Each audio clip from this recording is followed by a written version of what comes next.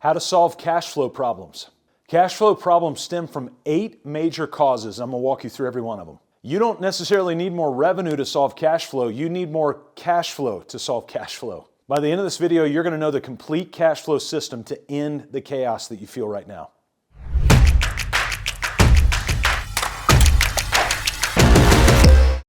Early on in our business, and we weren't even that big, I would have this sort of 2:38 in the morning effect.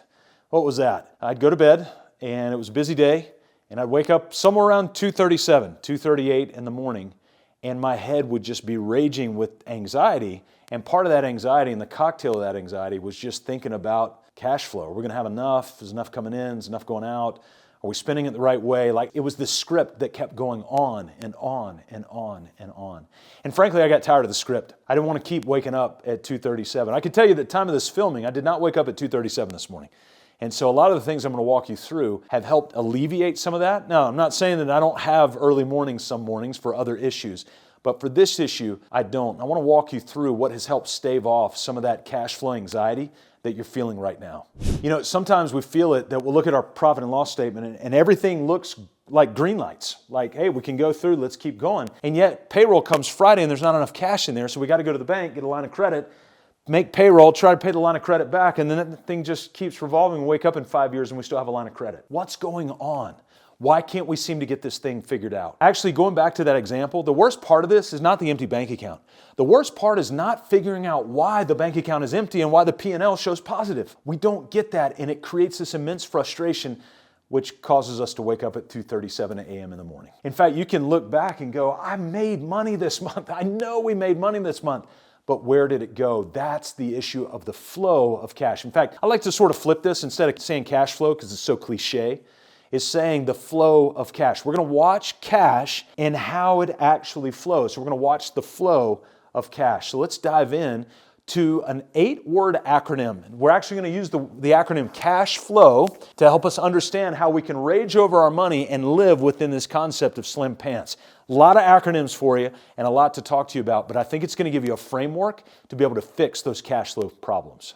So we're going to walk through our cash flow acronym, and I want you to follow every step of what we're doing here. The first thing is we've got to cut up cash. Right now, most businesses are run from 1, 2, or 3 bank accounts. So every dollar that comes in that bucket. Here's the problem. When it goes to that bucket, you don't know of the money that went into that bucket. Is it for tax? Is it for payroll? Is it for capital expense? Is it for profit, for reinvestment? For what is that money for? It just goes into the bucket. And so you live under a false narrative that says this: as long as there's money in the bank, then I must be making money. And that is a myth in business. The reality is, as long as there's profit in the bank, then you're making money. But if we can't identify the profit in the bank, I'm not talking about the P&L. That's what we call paper profit. I'm talking about bank account profit. There's a difference.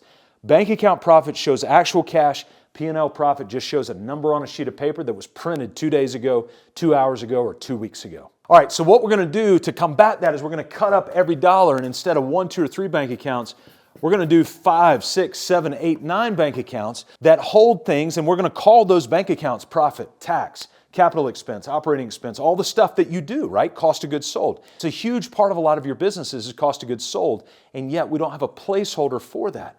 For many businesses, it can be between 30 and 90% of every dollar that comes in goes to cost of goods sold, and yet it's all sitting in this big bucket. But we owe it to other people. And so that'll give you a lot of clarity to think through, is to cut up your cash. Step 2 of the cash flow solution is to automate your payables and receivables. So I'm going to put AR and AP. We want to automate your receivables and your payables. Too many of you are still going out and picking up checks, or you're doing the old school way.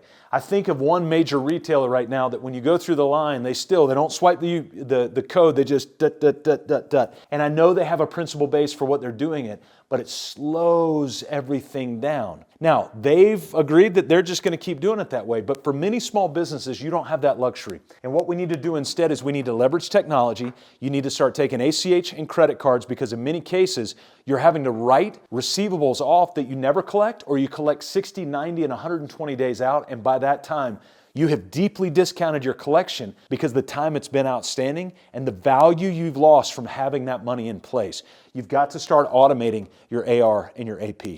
The S for our cash flow is to begin to systematically track what we call your slim pants. Now, in order to track your slim pants, because we want to leave lean, right, as businesses, first we have to rage over the money. What does that mean? That means you as the owner need to have a ballpark understanding of what your total revenue is, what your associated cost of goods is, all right, very important, what your gross margin is, which is basically your revenue, minus your cost of goods equal gross margin. So we can go in here and put a minus sign and an equal sign right there. And then out of that gross margin is what we can expend on for expenses in order to run the business. You as the owner need to understand what these numbers are. If you do not know, you're sticking your head in the sand and you are ripe for cash flow problems. Now, in order to track systematically what this is going to look like, we're going to put it in a slim pants framework. We want to live lean in the business. So here's our slim pants. You ready? So the S, we're going to look at our schedule.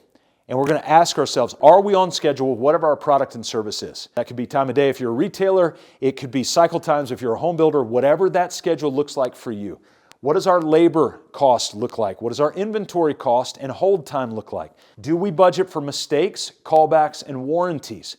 So all these are filters to be able to look at weekly to see where you're tracking with those. And then the pants side of it is we're looking at pricing, A.R.A.G.E, which goes back to automating this up here. We're also looking at new equipment or capital reinvestment, then taxes, and then servicing debt. So these 9 elements that we've got right here, you can basically take them and work them in a framework on a spreadsheet, and once a week you can start to look at the metrics of each of these things to see how they're going, because you as the owner understand your revenue, your cost of goods, your gross margin, and the expenses that come out of that.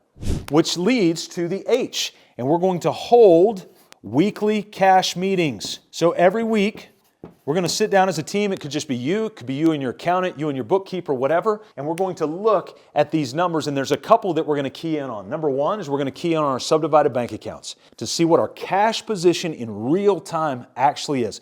Not in the past on a P&L, not in the past on a balance sheet, not in the past on a cash flow account. We're going to look in real time as to what this is. Another metric we're going to look at is our outstanding receivables and our upcoming payables when we tend to look at this. And then we can just fire off through all these little elements. How are we doing on schedule? Labor cost, mistakes, new investment back into the business. All of these things serve as a framework for your weekly meeting. Now on the flow side, what we're going to do is we're going to forecast 13 weeks ahead. So it's one quarter ahead. Every year has 52 weeks. Divide that by 4, you get 13 weeks in cycles. We tend to think 12 weeks, but it's really 13 weeks. So we're going to forecast 13 weeks out. And you're always going to stay on a rolling 13 weeks. What's the pipeline look like? What's the cash position look like? What do the receivables and payables look like? This can all happen in a 1-hour weekly meeting. The L of our cash flow is we're going to begin to lock down payment terms. This ties in uniquely with your accounts receivables. And when we look at this every week, what are those terms? And we're going to lock those terms down. What do I mean by that? Number one, we're going to define the terms, and we're going to define it around your actual pricing and your product of what this looks like here. And so if 30 days doesn't fit your business model, go to 14. If 14 doesn't, go to 7. And as you do that, make sure you communicate it. Communicate it and try to find the value to the customer as you communicate that so you can be of more value to them. And so we're going to lock down these payment terms. What does that mean? It means you get your money more quickly and more predictably. We want repetition, predictability, and meaning around the income, because the income is the fuel for the car, and the fuel is what gives us options. If you don't have cash, you don't have options. Now, a macro way you can begin to organize your tracking is through what we call the ABCs. And so ABCs stand for accounts, bookkeeping, and customers. So the accounts, come back up here, are your subdivided bank accounts. So once a week, you just look at your account position and your balances, and then we keep it on a spreadsheet. We begin to track that over 52 weeks. What does that give us? The flow of cash. So we can start to watch this. Literally, you have the 52 weeks of the year at the top of a spreadsheet, and then you have all your bank accounts down the left-hand side, 6 or 8 or 9 of those bank accounts. Once weekly, let's say on a Monday, you snapshot the balance. Next week, snapshot the balance. Third week, snapshot the balance. Rinse and repeat all throughout the year. You have got the ultimate flow of cash. And when you start doing it every year, it's not the first 3 months or 6 months that is going to matter. First 12, 24, and 38. And so now what we can do is we can look back with a lot of our clients who now have been doing this for years, and we can start to see cycle flows for what their business looks like without having to pull those static cash flow reports. And once we do that, it leads to the W, and that is we wipe out the bane of all cash flow issues, and that's guessing. That's usually what gets us into cash flow. If we were to boil it down to one thing, it's that we're guessing on everything. Instead, if I were to put one word over this whole thing, it would be the word to know. K-N-O-W. We want to know. We want to see clearly our cash position, our receivables, our payables, our pricing, our tax liability, all of these things we want to know, but you've got to be able to go put that in there. Hey, I want to give you a tool that I think will be really, really helpful for you, and it'll give you the implementation boost that you need to start putting this down in real pragmatic territory. Go into the description link below, and you can click on the link, solvecashflow.com. It's a tool my team and I have built for you and your team, so you can sit down with a cash flow handbook and methodically begin to build this out so that you've got clarity, because I want you to be liberated from cash flow chaos so you can make time for the things that matter most.